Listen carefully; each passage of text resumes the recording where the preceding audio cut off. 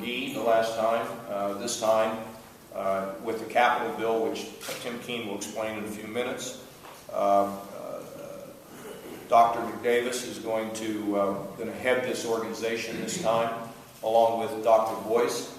The two of them will chair this committee. It will be, and they'll talk about their membership in a few minutes, but their job will be to continue the process. We anticipate a capital bill, and we want to make sure that we're in line on this. But I have to tell you, when you think about the kind of opportunity we have in the state because of these fine institutions, and they are fantastic.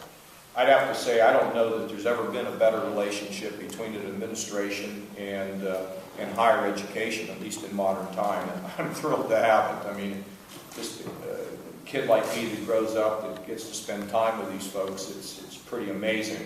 And higher education is a powerhouse for economic development. There is no question about it. We also today have here Dick Ross, who's of course our K-12 superintendent, and there is a full integration of K-12 with John Carey, who of course champions higher education in our state.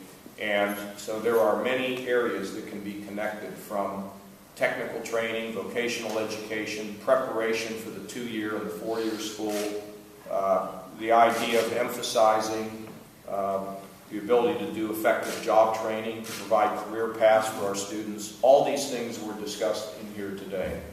Commercialization, the ability for them to build bigger endowments. I mean, it's a blue sky and really very comprehensive discussion about how these universities, these 2-year schools, how we can fully integrate into Ohio with K through 12 to create a blockbuster of economic development. It's really, really exciting. And cooperation is something that leads to great success. Dr. Ono is heading a project now on biopharma, and the reason it's working is because we created a medical corridor, which is paying off in great dividends for us.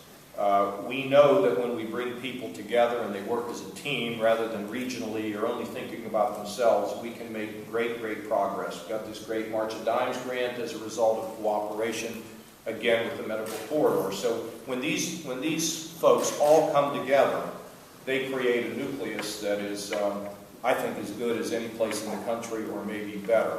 And so we're making great progress. Their infrastructure will be improved.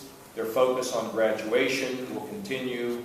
The ability to help children or students get appropriate career paths. All these things are being discussed, and in a very solid way. So it is personally exciting to me to be able to work with all of them, and it is really an amazing situation, and it's going to continue, which is really fantastic.